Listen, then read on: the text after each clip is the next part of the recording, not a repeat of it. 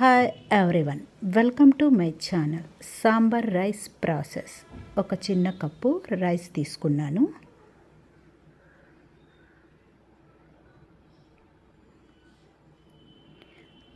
Half cup పెసరపప్పు,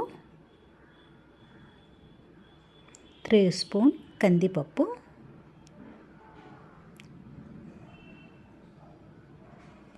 చిన్న half cup masoor కి దాల్,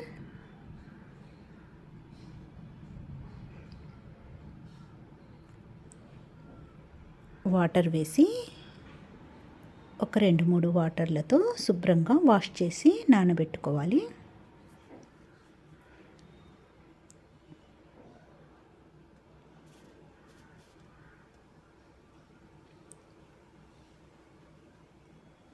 ఒక 20 నిమిషాలు నానబెట్టుకుంటే సరిపోతుంది. వాష్ చేసి నానబెట్టుకున్నాము. అప్పటి వరకు స్టవ్ మీద కుక్కర్ పెట్టుకున్నాను. 3 స్పూన్ ఘీ,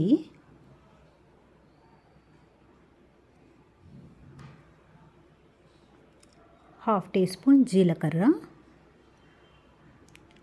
2 రెడ్ మిర్చి, 2 గ్రీన్ మిర్చి చాప్ చేసి వేసుకున్నాను. తాలింపు గింజలు,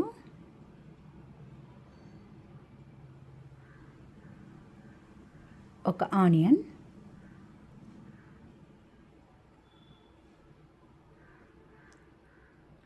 ఒక్క నిమిషం వేగనిచ్చి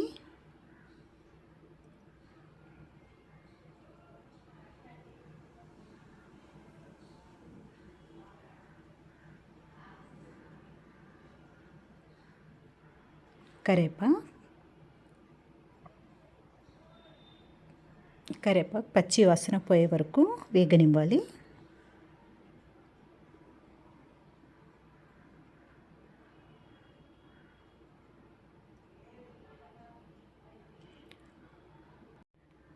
పొటాటో 2 చాప్ చేసి వేసుకున్నాను.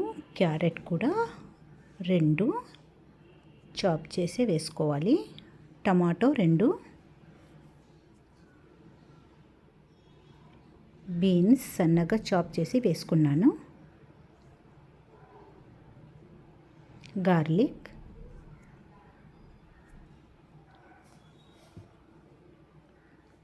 కొంచెం అన్నీ మిక్స్ చేసి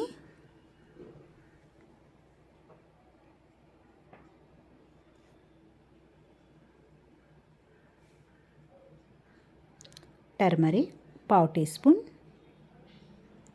ధనియా powder half teaspoon, sambar masala half teaspoon. ఇక్కడ నేను రెడ్ చిల్లీ వేయటం లేదు. రైస్, పెసరపప్పు, కందిపప్పు అన్నీ కడిగి పెట్టుకున్నవి మిశ్రమాన్ని వేసేసుకోవాలి. ఇక్కడ నేను గ్రీన్ మిర్చి, రెడ్ మిర్చి వేసుకున్నాను. అందుకని రెడ్ చిల్లీ పౌడర్ వేయటం లేదు. మీరు కావాలంటే వేసుకోవచ్చు. కొంచెం మిక్స్ చేసినాక చింతపండు జ్యూస్ని వేసుకుంటున్నాను. కొంచెం చింతపండు జ్యూస్ నానబెట్టి పెట్టుకున్నాను. వేసినమ్మటే వాటర్ని వేసుకుంటున్నాను. హాఫ్ టీ స్పూన్ సాల్ట్,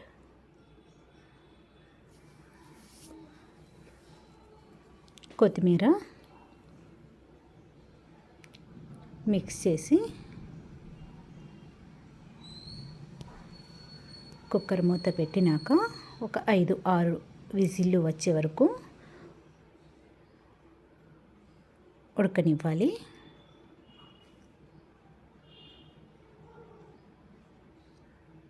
ఆరు విజిల్ల తర్వాత సాంబార్ రైస్ పర్ఫెక్ట్గా ఉడికినది. ఒక బౌల్లోకి తీసుకుందాం.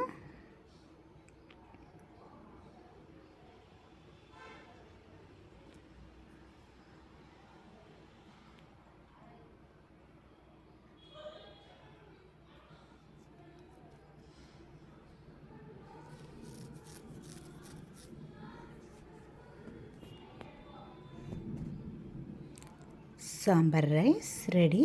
నెయ్యి వేసుకొని చిన్నపిల్లలు కూడా ఇష్టంగా తింటారు. మెత్తగా స్మూత్గా ఉంటుంది. Rice ready.